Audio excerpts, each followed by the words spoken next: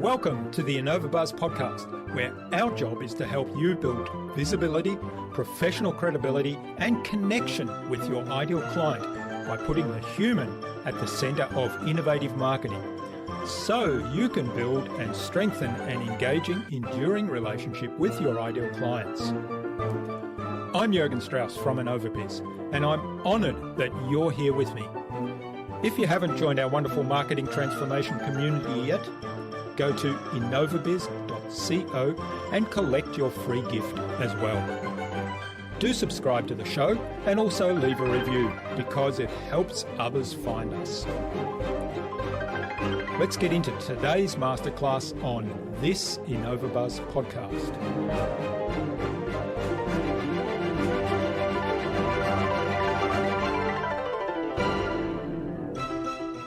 If you're starting a project or you innovate, especially with innovation, if you're looking to think of innovating a product that's already out there to make it better, if you're thinking about it to sell it and make a mass amount of money and sell a company, when times get tough, and it will get tough, you won't stick in it.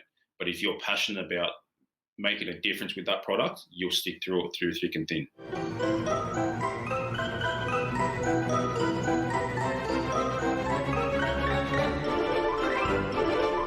Welcome back.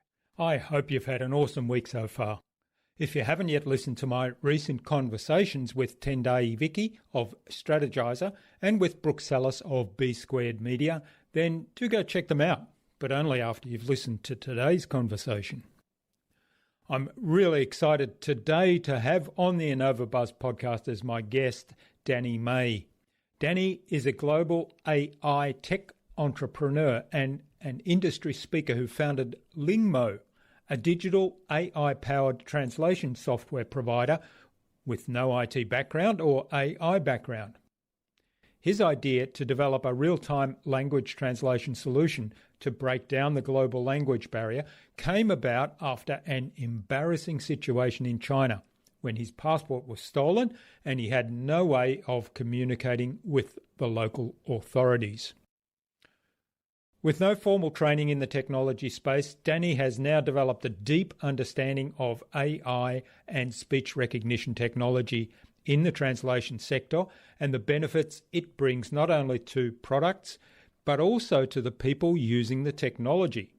This has led him to develop relationships with many corporate multinationals and take the lead in mentoring them on how they can improve their business communication, as well as guide them into incorporating AI into their internal systems. With an impressive portfolio, presenting keynotes, sitting on panels, and giving talks around the world, Danny's easygoing and approachable manner gives him the natural ability to share his expertise. His intuitive mindset seeks to make the impossible possible and inspires many young people to follow their dreams. His engaging presentations make it easy for people to relate to him as he demonstrates how to push the boundaries in the startup world. Today, in our discussion, Danny talked to me about how he overcame the challenges he faced when changing industries. He described his passion for improving business communications across language and geography barriers, and he explained why you should be comfortable being uncomfortable. Without further ado, then let's fly into the hive and get the buzz from Danny May.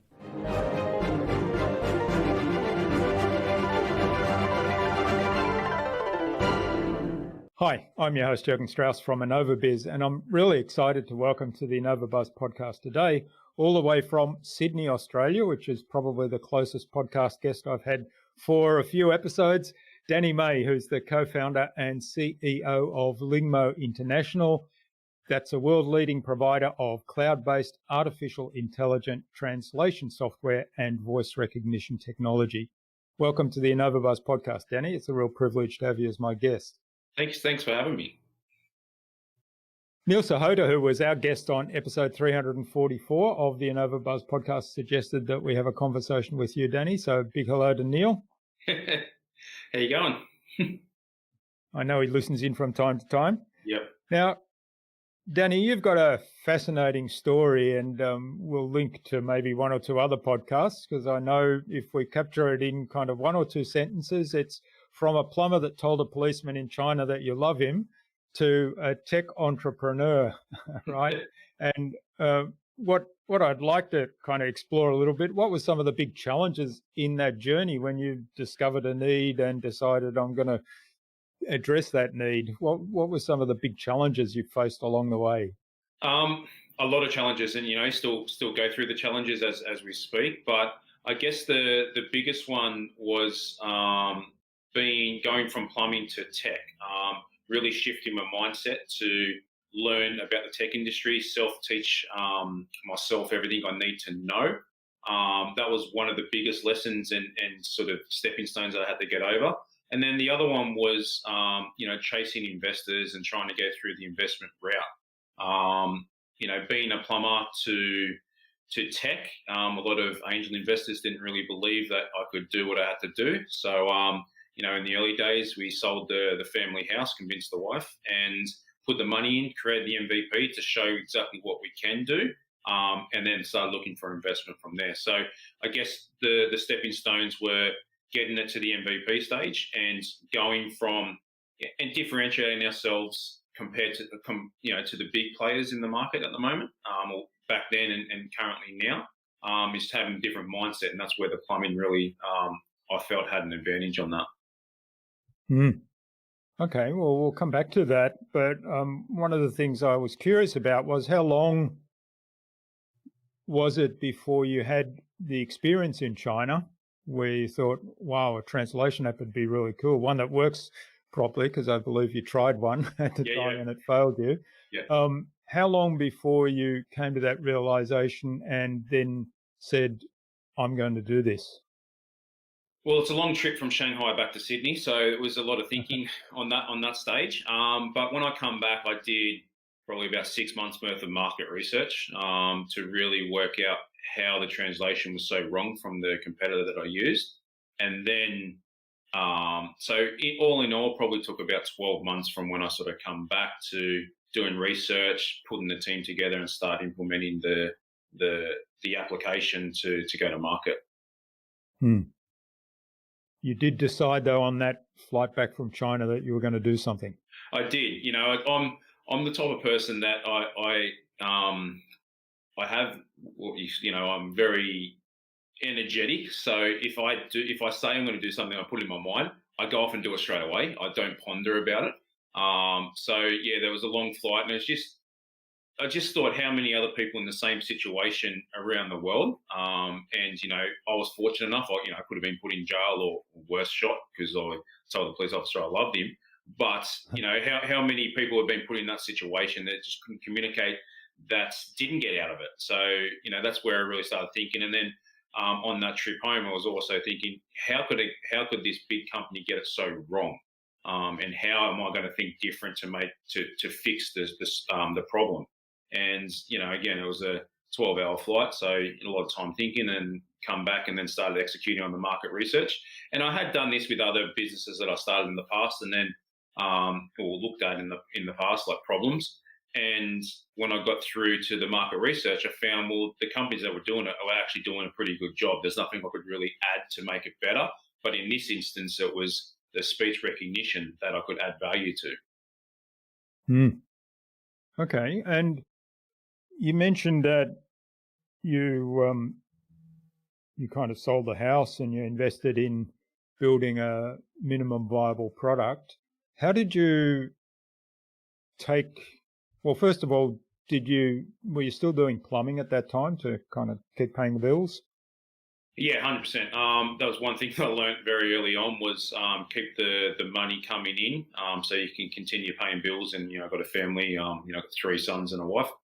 So still paying all the bills at the time, because if I stopped and really put everything into it, it would put more strain on the finances at home, which put more pressure on myself, and the product would have suffered. So for 2.5 years, I continued doing plumbing during the day, and then did this overnight. Yeah, well, and what kept you going during that time in terms of, the pressure on you? So essentially working 2 jobs plus finding time for your young family? It was kind of getting into a routine, I think. So, got up at 4:30 in the morning, went did plumbing, come back, spent a couple of hours with the kids, and then our development team, they were in Pakistan, so they worked overnight, so it worked out really well. Yeah. So I spent time with the boys until 11 o'clock at night, like the development team, and then sort of did that and pretty much only had Sundays off for a couple of years, and it was just getting through the process. And there was days where you get down and you go, well, geez, I don't want to keep doing this. I'm tired. Then the wife comes in and says, well, you put so much time and effort, continue doing it.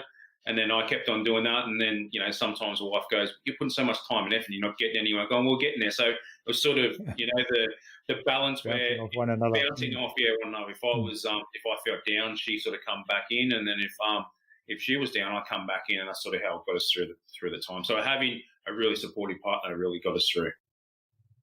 Yeah, that's really important, isn't it?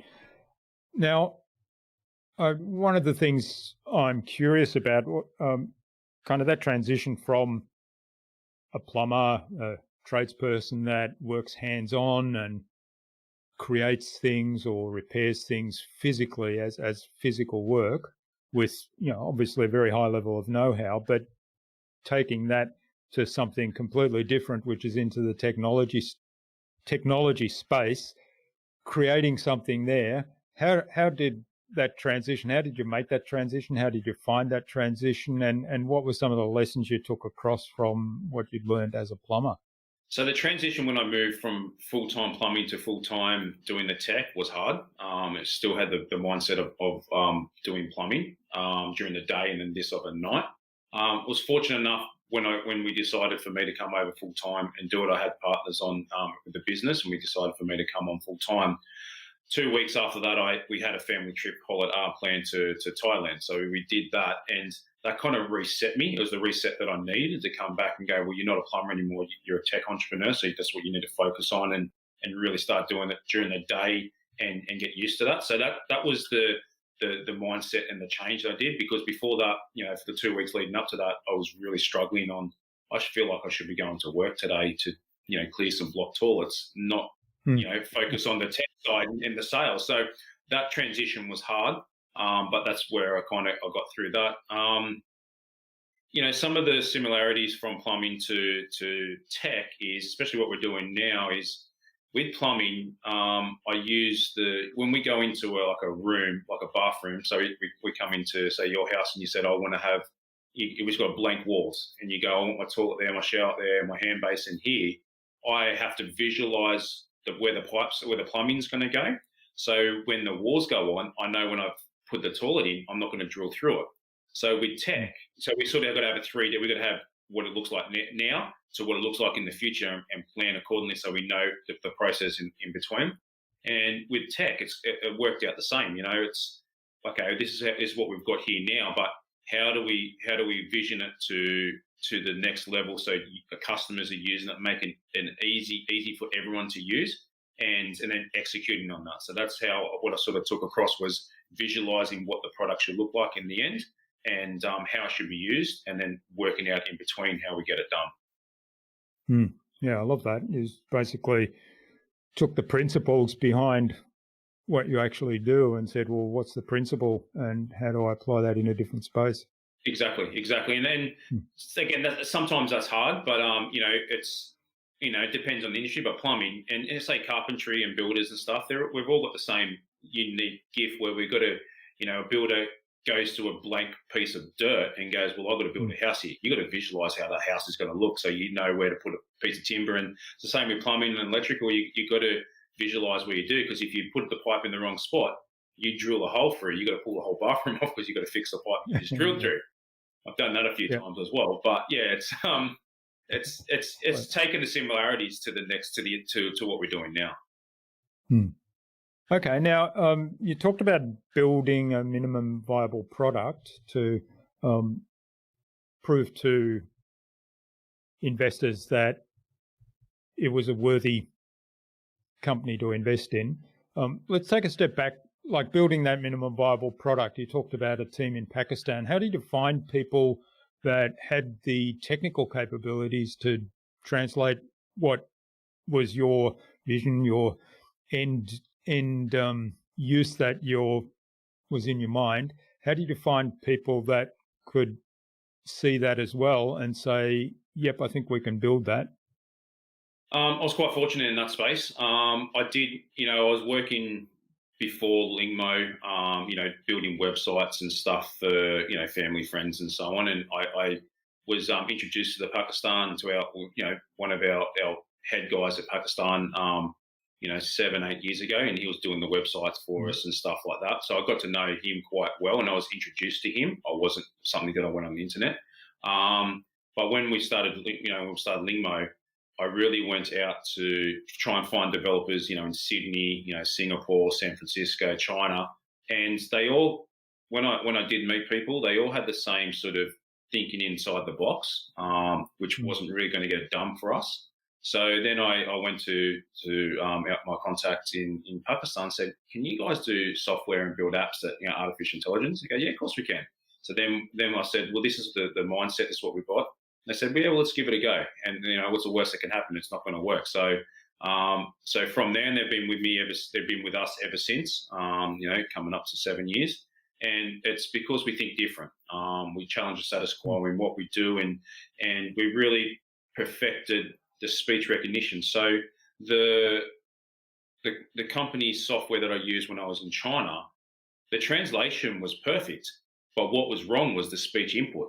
So if the speech input was incorrect, the translation's only going to be as good as the speech input. So that's where we really focus on the speech recognition side, because we detected that's where everyone was lacking. So we really perfected that.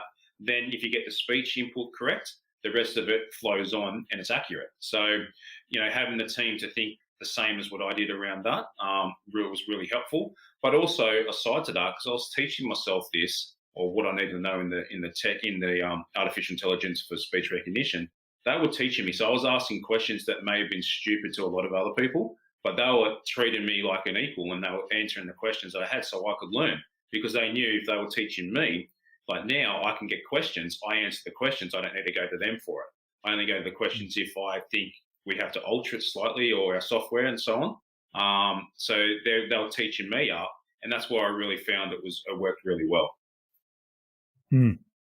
Yeah, I love that you kind of, you lucked out in some ways, although you probably, without necessarily being really conscious of it, hired people that were a real good cultural fit. And then, as you say, they thought very much along the lines that you did. Let's think outside the box here and let's give it a go. Well, that's the only way you can challenge the status quo, is if you're thinking outside the box. If you're inside the box, you can get it done to a certain degree, especially in development side. To stay ahead of the curve, you really got to think outside. You got that's what the three circles are. In the middle is your comfort. You got your unique spot in the middle. All the rest of it's your comfort zone. So if you get out of your comfort zone, then that's where the magic really starts happening, and that's what we found. Great. All right. And you mentioned that you took a partner on board. So when did you make that decision? Was that something you kind of were advised to do by investors, or did you make that decision beforehand? No, beforehand. I made it beforehand. A couple of businesses I started before, being young and kind of, we'll say, stupid in that aspect. That you created the business, and then you have people come on saying, yeah, it's a cool idea, we want to come on. We'll come on if you give us 30%, and you sit there and go, well, I'm not giving you 30% because I put my hard-earned money and et cetera into it, and that was a lesson that I learned. So with Lingmo, I brought Darren on. So Darren Aller, he's one of my partners, and I brought him on at the early stage before any investors come on board, because I got the product to the MVP stage and got it working and that. But I knew my limitations, and my limitation was commercializing it on a global scale. It's a language translation; it couldn't just be Australia focused, so it's got to be a global scale. So I brought Darren in to help me commercialize the product, because his skills complemented mine, so I could work on the technical side of it. He had the commercial side of it that could get it to global scale, to the right people, to the right angel investors, and so on. And it was the best thing that ever happened to us. Well, that was my next question. Actually, was how did you get your first investors on board? How did you find them? How did you reach out to them. So it sounds like Darren was the Darren brought it. that. The key to that, he knew the right people to bring on and had the right network of people to invest and believe in us the way believe in the product the way that we did.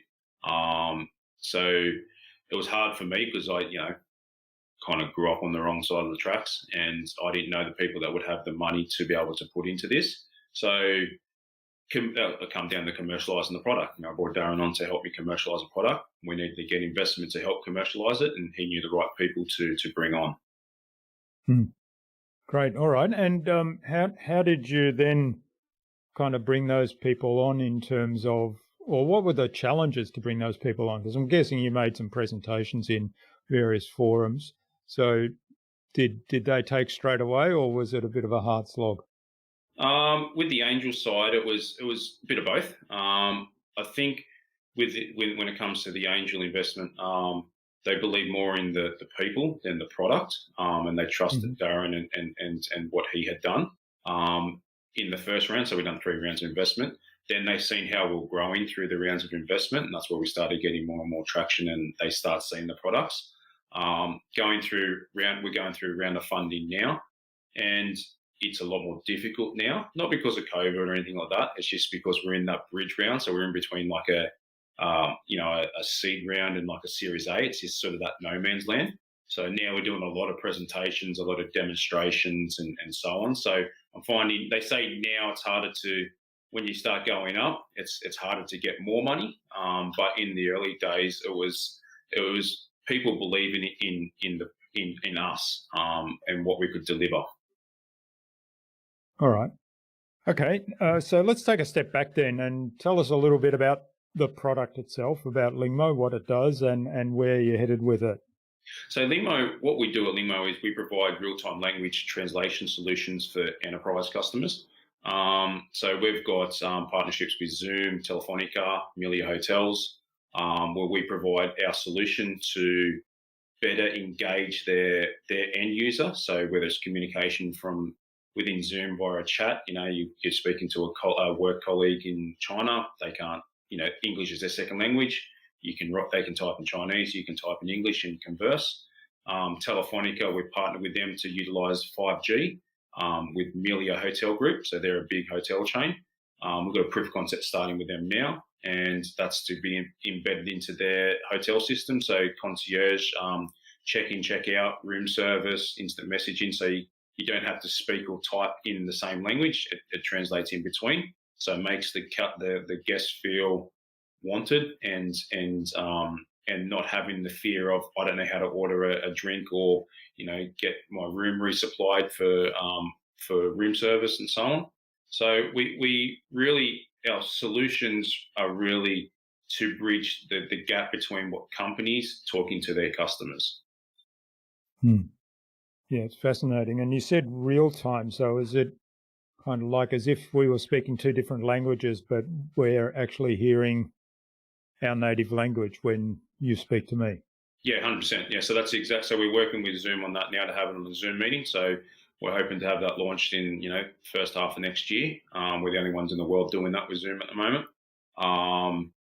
And with the ability of what we're doing with Telefonica and 5G, it's making it, instant. Being on the 5G is really enhanced. It's reduced our latency by about 60%. So, we're working on ones where you pick up the phone and you call someone and it's in real time. So our software and the artificial intelligence can work like that. What's let us down in the past is the network connecting the 2 together. So that's where our next steps are. But it's exciting because communication is the key. No matter what language you're in, whether it's business or you're ordering something online for shopping, if you can't communicate to someone to ask a question, you're not going to be able to continue using that site or that service. Yeah, and it opens up a lot of possibilities because, think back to the Indian call center and lots of jokes made around that with the call center where you got the support because of the language difficulties. You describe your problem and the person on the other end didn't understand really what the problem was, and then they started talking to you and maybe even asking some questions so that they could understand and you couldn't understand what they were saying. Frustration, yeah, 100%. Yeah. That's a we do it with live chat. So if you go on you're typing a message on someone's website, we go to them now, so you can speak to you type in any language, and that's pretty much the goal is you don't need to have, say, if you've got customer service representatives working out of India, Philippines, Australia, wherever it may be, you don't need to train someone in a different language. They can just type in their native language.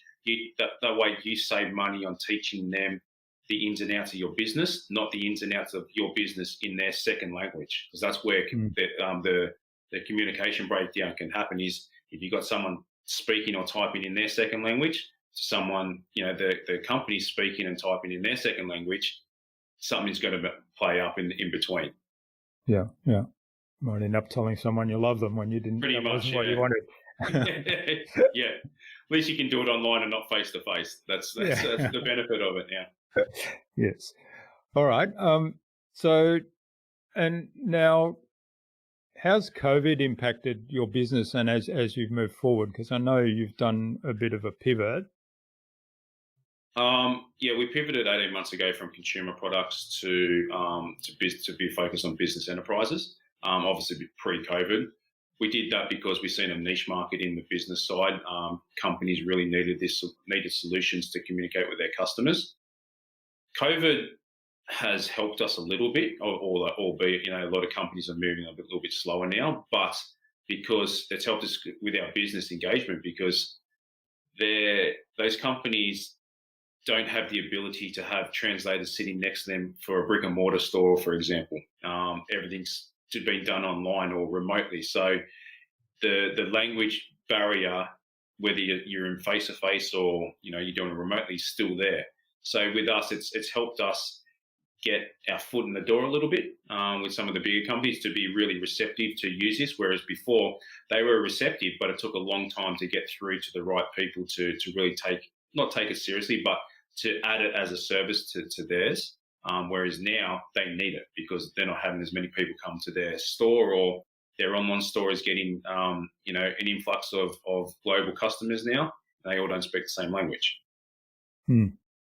Well, I think I'm thinking back to my corporate days when I was leading multinational teams across 6, 7, 8 locations, and we were organising the whole enterprise to be a corporate enterprise. And one of the big challenges there was a language thing, because obviously those of us that had English as a first language, it was an American company, so English was the language of choice. But then you had people in places like Japan or China, and who were fabulous at what they did, but English was their second, sometimes third or fourth language. And it always fascinated me because a lot of the folks in America would say, well, why do these people not understand? And I say, well, hang on, how many languages do you speak, and how many languages do they speak? But English is maybe their number 4 language. So what's your number 4 language, and how good are you at your number 4 language? Yeah, so I think that's exactly it. Exactly it. Yeah, so I think that there's got to be opportunities there that companies, I would certainly hope that some of them forward-thinking companies take advantage of that. Yeah, and it's as you said, 3rd, 4th languages, and one word may translate correctly, but it may be misunderstood, and that one word could mean a business deal, worth hundreds of thousands of dollars not going through. So and for us, for me, that obviously English is our primary language, and most places, as at least someone can speak it their second language. We don't really comprehend that. We go, as you just said, why can't they understand this? Because it's their second and third language. It's something that they're trained in the formal sense of it, and that's where our system really comes in. It does contextual translation, and so there's sort of no misunderstandings in conversations. Yeah, and the live, the real time feature, I think, is a huge value too, because I remember traveling around in China, in parts of China where I'd visit customers with our local representative, and the customers that I was visiting, they didn't speak English. I spoke hardly any Mandarin. I could put together 2 or 3 words, and I'd be reliant on the translator. And then, of course, there was the unknown of how much has he actually translated. Sometimes the translation may not be accurate because their language skills were not as good as a perfect translator would have, or sometimes they'd not translate something because they thought that was not the appropriate thing to say. Yeah, that I was being out of line, and vice versa coming back. So and then of course there'd be the delay. So you'd ask a question, and then you'd sit there and kind of twiddle your thumbs a bit, waiting for a reply. It gets a bit awkward. I remember there was one time when I was in China before we started Lingmo, when I was doing plumbing there, and exactly the same thing. We had a translator, and I said something, and it was like a minute long that I said. And as you said, you're sitting there in the awkward silence. He was talking for about 5 minutes, and I just said, and I've actually, after he goes, and then they're all shaking, everyone's nodding their head, and you go, okay, well, obviously the message got across. And then I turn to the guy, dude, what'd you say? Like, I said 1 minute, you spoke for 5 minutes. He goes, oh, I translated what you said, but then I also said how good you were at what you did and all that type of stuff. I'm going, I didn't say that. But you're sitting there in the awkward silence, you're sitting there nodding. Yes, I agree with what he's saying, but I have no idea what he's saying. I'm hoping it's right. Yes. Well, one word I learned very quickly in China was Mei Wenti. Don't know if you know that one. No, I don't know one. It's the equivalent of no problems. Oh, okay. Australian, but I learnt that because we used to have fun with the translators and say, well, what are some of the common terms that you use that are unique to them? And I would always say, well, in Australia we often say no problems. Yeah. And in response to, if somebody asks you, can you do something for me? You'd say no problems, and that means that yes, I'll do it, and it's fine. Yeah. So they said, well, that's like Mei Wenti in Mandarin. So I remember being in one place, and this cracked everybody up because I'd asked a question around so they were having a problem, and so I was trying to figure out why they were having this particular problem with our product. And so I asked a question, something along the lines of, what about if you change this, and what about if you do that? Is it still a problem? And then the translator translated that, and the answer was something or other, but within the answer I picked up Mei Wenti. And so I just looked at them all and I said, oh, so no problem. And they all fell over laughing. They kind of like, I don't know whether they were nervous because they thought he understands more than he's letting on or what. I can only pick up 2 words, but yeah. Yeah, so it was a funny story. Anyway, the translation real time would be hugely valuable in all those situations. Yeah, it is.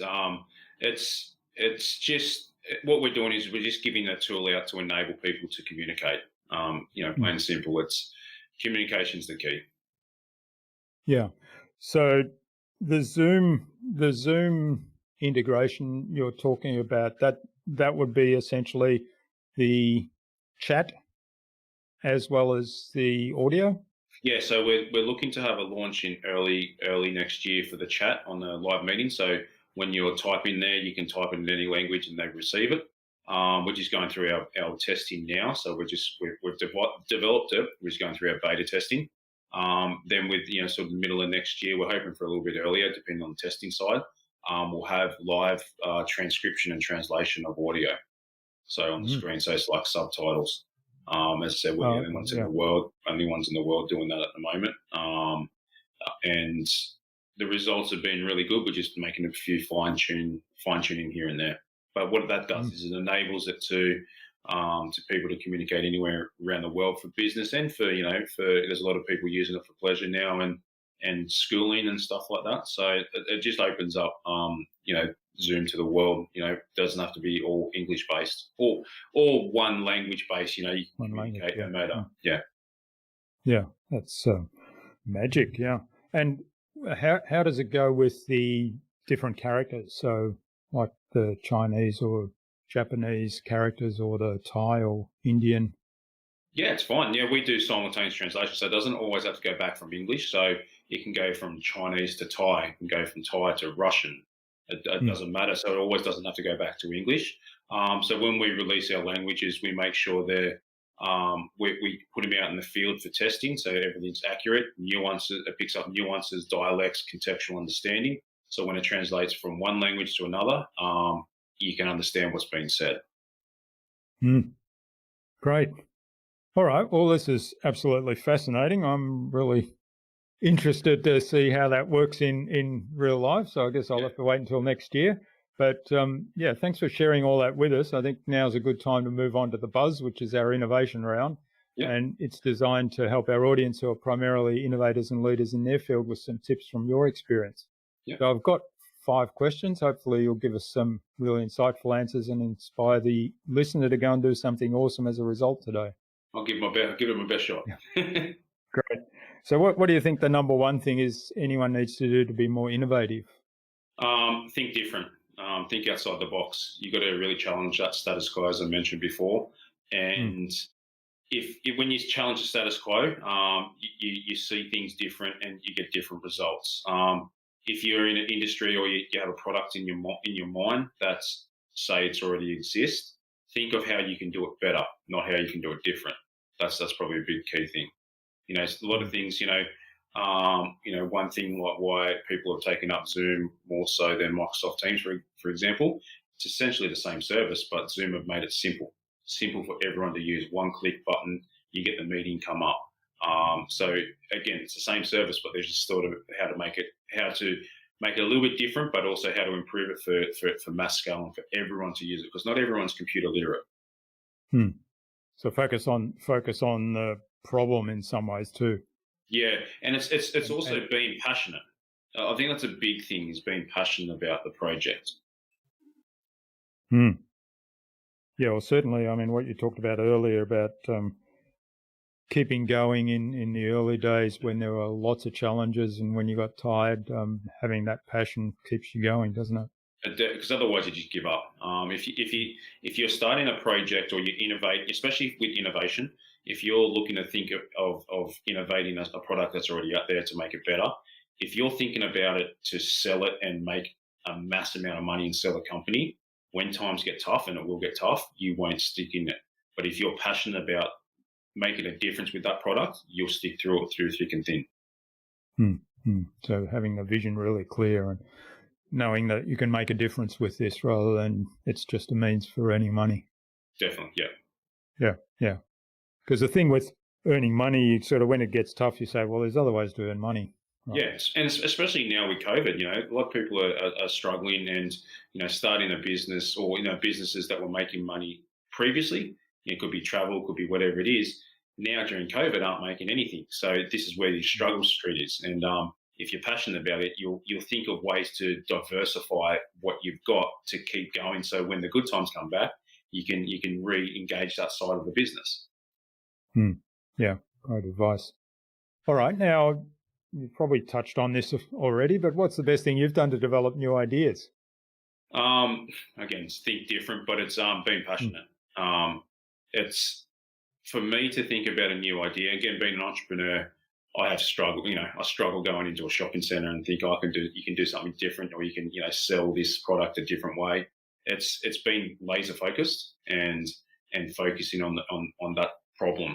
I think that's on the new ideas side of it, you can have so many ideas, so they can have so many fishing lines out in the boat, but eventually they all get tangled up. So if you're laser focused with one of them, that's where you'll start seeing some good results.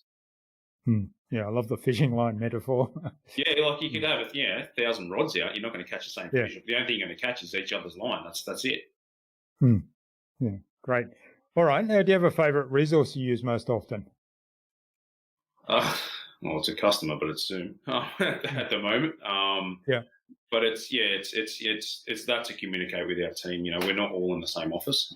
So it's we've got a team in Pakistan. So the most used resource I have is Zoom and Skype for communicating. So that's the easiest one for me. Yeah, well, there's probably a whole other podcast to talk about how to work with remote teams and that's it. different locations with different languages, That's it. which is just something I don't know whether you're using your own product there, and We are. also with yeah, and also with the time zones as well, of course. You Yeah. touched on that earlier. It's. I guess that's with the time zones. Touching on that a little bit. I guess with the innovation side, if you're looking at getting developers around the world, it's trying to work out the time zones because you can, especially if you're working on the product full time, you can work on it during the day. But if you have people that are working out of Europe or the States, they can work on it while you're asleep. So you get sort of double the results. So yeah. Yeah. Yeah. Well, one of the things, back in my corporate career, and this is going back a while now when I first started this, and we were doing physical products as well. But in the research arena, I always thought, wow, with all these different time zones, you could actually have something if it wasn't reliant on a physical product and physical materials moving around. You could actually work 24 hours on a project. So basically, you hand off from one time zone to the next at the end of the day. Yeah, and I guess that's where with what we're doing as well, communication. If you can do that, if you've got good communication, because if you hand your project off and you haven't communicated properly, when you wake up the next morning, it could be you're gone. You've got to do it again. So that's right. Yeah. Sorry, we thought you said delete. That's it. Yeah. Yeah. All right. Now, what's the best way to keep a project like this on track? Laser focus. Again, comes down to laser focus. Budgeting. Over budget. Pretty much everything you do is going to go over budget. So if you've got a budget, what I normally do is add 20-30% on top of that as a buffer. And that comes down to when I've done house renovations and all that type of stuff. You renovate houses, it's the same. You always hit your budget and you always go over. So you have your budget and you add 20-30% onto it. But it's laser focus. It's staying laser focused with what you're doing. And I guess it's also having the work-life balance, because if you're working too much on it, you'll get stressed out a lot easier, and a lot of little problems will add up. It's right now, a hobby of what I do is I'm literally building a big caravan for my family. We've got motorbikes and stuff, so I build it from the ground up. Now I've got, it started off with steel on the ground. Now it's a full-on caravan that I'm tying behind the car. And I sit there and people go, well, how'd you build that? And you look at the problem and you go, well, I'll look at the caravan. It can be the same for the problem. You look at it and you go, I don't actually know. It's so big. But then when you break it down, all I did was did one thing at a time really well, and then replicated it, and kept moving on. And I guess that's the laser focus is, no matter how big the problem looks, if you break it down in little sections and you do those little sections, then you'll achieve something. And then also when you're achieving something, you feel good about it, and then you don't have to be doing it all the time. You spend time with your family and so on. Yeah, I'm a big fan of the breaking things down in little bits and then being really focused on that. And it reminds me, I told this story a few times because a lot of people have kind of said this, break it down in little bits and pieces. And I said when my kids were young, they were very gifted pianists, and they would learn, at 8 years old, they would learn this piano concerto that went for 45 minutes in one go, and they would learn that and they would recite it, but not only just play the notes, but also the entire expression and the coordination with the other instruments in the orchestra and all this. And I would always go, wow, how can you possibly remember all that? And I remember having this one conversation with the piano teacher, and I said, what is it that you do? How do you get the kids to remember this massive thing and all the other bits and pieces that go with it? And she said, it's like eating pizza. It's one little bit at a time. Yeah. It's the way it is, because I guess being an entrepreneur and especially when you're innovating, you look at the project and you go, bloody hell, that's a big project. Yeah. How am I going to get there? But then you just break it down to one little section, as you said, one little piece, one little bite-sized pizza, and you eat that the best you can, then go for the next one. Great. All right. Now, what's the number one thing anyone can do to differentiate themselves? Oh, that's a good question. I guess it comes down to the think different side of it. For me, I guess one of the things with what we've done is differentiating is it's coming back to the story. We don't like coming back to it and where the origins were, but that's how we differentiate ourselves, and we think different. We think outside the box. We don't think like developers. We think about the end product and how we can stay ahead of the curve.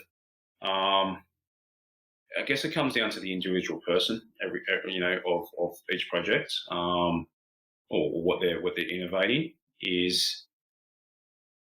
That's that's a hard question. I think the best way is it's learn more about yourself to learn how you can differentiate in different areas, and then try and replicate that into what you're doing now. I guess would be the easiest way, because each project's different. Well, you talked earlier about self-awareness and then taking care of yourself as well. And I think there's a theme there that's coming through here, which is a little bit about own your own story. And if you consider that, there's probably not many plumbers who've told policemen in China, I love you, and who've then gone on to become tech entrepreneurs. So that's differentiated you. There's a story there behind that. And it's a fascinating story. People are interested in that, but there's also a product that's come out of that can serve a lot of people. Yeah, and I guess it comes down to what we were just talking about before. Actually, is breaking it down into little bite-sized pieces. When I did the market research of our competitors, and I worked out the speech recognition side was where they were lacking. That's what we really focus on, to differentiate ourselves in that area to make the whole process better, like the whole translation process. So I guess in differentiating is trying to pick one bite-sized little thing and doing that better than the competition to differentiate yourself. It could be, you're building a caravan and the way you differentiate yourself is you completely change the color design and do something that's completely wacky, but everyone likes it. Or, you look at what other people are doing and you try and choose, maybe 3 or 4 competitors and see all the little bits of what they're doing wrong, and you combine them to differentiate yourself in that way. Because going through the stages, you do either have to do it different, or you've got to differentiate yourself to get through investment side. Yes, that's right. You've got to do something to get their attention first, right? Yeah. So they'll listen to you at least enough to then put your pitch forward. Yeah, because I think I haven't said it, but when I watch a lot of podcasts and listen to a lot of things, and you hear investors say they're sick of hearing we're the Uber of X, or we're like Uber, but we do it in the travel industry and stuff like that. They don't like hearing that type of stuff, because that's not a differentiating point. It's just what they're trying to do is say, well, Uber's worth a couple $100 billion. I'm like Uber, but in this industry. So it's just defining yourself, I think, really. Great. All right. Well, thanks a lot, Danny. This has been fabulous. Now, where can people find out more about you? Maybe even reach out to thank you for what you shared today, learn about Lingmo, and get in touch. The best way to learn about Lingmo is jumping on our website, lingmointernational.com. It's got all our products there. It's got everything on it. If you've got any questions, we have a live chat, which you can type in any language, and we communicate in English. Yeah, we use our own product. For me personally, the best way to contact me is through LinkedIn, Danny May, and friend me on there, ask me any questions, and happy to help. Great. All right, and we'll have links to all of that in the show notes as well. Now, do you have any parting advice today for our listener? I guess, when it comes to innovation and entrepreneurship, it's be comfortable being uncomfortable. That's probably the best advice, because if you're feeling uncomfortable, you're learning. You take it to the next step. If you're in your comfort zone, you're in your comfort zone. You will learn to a certain degree, but you won't challenge the status quo. So you've got to hear a lot of the word no's. You might feel uncomfortable speaking to people about investment, but you've got to get used to it. Yeah, I love that. It's, a few people have said that, and I like the kind of the real succinct way that's put, be comfortable being uncomfortable, because there's a kind of a paradox there. And it's funny that I know with my business coach, she always asks some questions, and the moment you get to the point of, I don't really know. And beauty, because now we're in the learning zone. So that's it. Let's push you always forward, learn. Everyone always learns. If you're learning, you're moving forward. Great. All right. And finally, who else should I get on this podcast, and why? I've done a couple of good podcasts. There's a gentleman. He's called Sadiq. He's out of London, and he's very. I follow him on LinkedIn, Twitter. I've been on his podcast. He actually has his own podcast, but he's a bit like me. One example is he one of his life goals was to get on TEDx, and he just asked questions and contacted the right people and continued doing it. And next thing you know, he was presenting on TEDx, and he's really good at sayings and motivating people. So I think he's a really good person to speak to and have on. Great. Well, we'll get the details from you and the introduction and have Sadiq on the show. Look forward to that as well. Yeah. Yeah, no problems. All right. Well, thanks so much for your time today, Danny, and all your insights and sharing the journey of Lingmo with us. I've really learned a lot. It's been inspiring, and I sort of really look forward to seeing it in action. So I'll keep an eye out in my Zoom account when they offer that. And all the best for the future, and let's stay in touch. No worries. Thanks for having me on the show.